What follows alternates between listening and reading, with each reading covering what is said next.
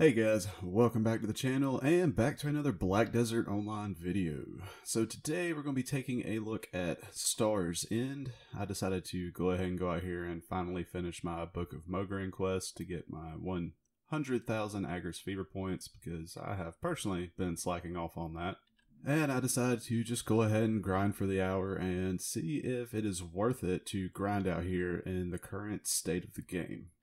Now, before we get to that, talking about Star's End, it is a 260 AP zone, and I think a 320 plus DP zone, if I remember correctly. Now, these mobs do hit kind of hard, so if you're on the squishier side or barely meeting the requirements, you may have a harder time grinding out here than if you're above them a little bit. And that also really depends on which class you're playing as well. Now, as far as drops out here, you do have Kaffir stones, black stones, your sealed magic crystals. The big drop out here is going to be the distortion earrings. They are your moneymaker out here. And outside of that, there's nothing really of high value out here that you can get. Now, this place is pretty fun to grind. It's a nice break in the monotony of just, face rolling your keyboard and killing everything. There are some mechanics, there are some elites that do spawn out here. I did not figure out how to get them to spawn. I don't know if it's just random or if there's a certain group of mobs you have to bring in together.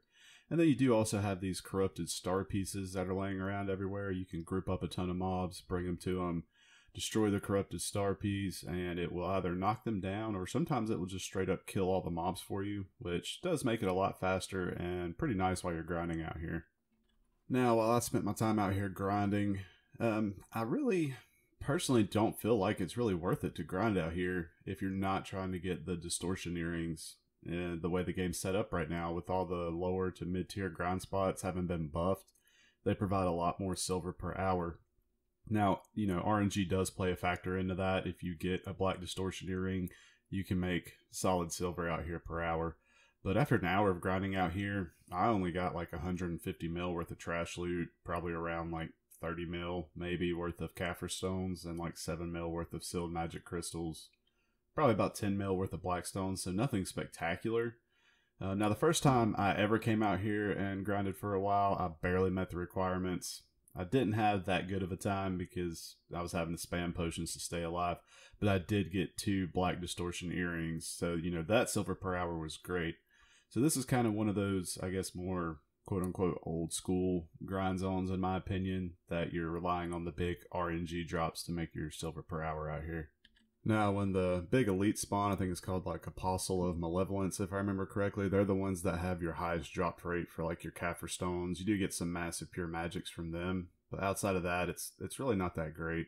And I think it's for that reason that I didn't see anybody else out here. I mean, I did grind on the Marnie server for a little bit until I got overweight and had to pop out to unload on my horse, and there was still nobody out here. And I feel like that's probably the main reason why, is just because of the RNG. You can easily make a lot more silver more consistently at a lot of other spots. So I really don't think you're ever going to see anybody out here if they're not trying to get the black distortion earrings specifically. So with all these changes, in my opinion, it makes it really not worth it to come out here and grind, because you don't really make a whole lot of silver unless you get that RNG drop. Be sure to let me know what you guys think in the comment section, as well as if you spent a lot of time out here grinding. If you got any tips and tricks with the mechanics, things like that for some of the newer players, feel free to leave it in the comment section down below. And I hope you guys have a great day.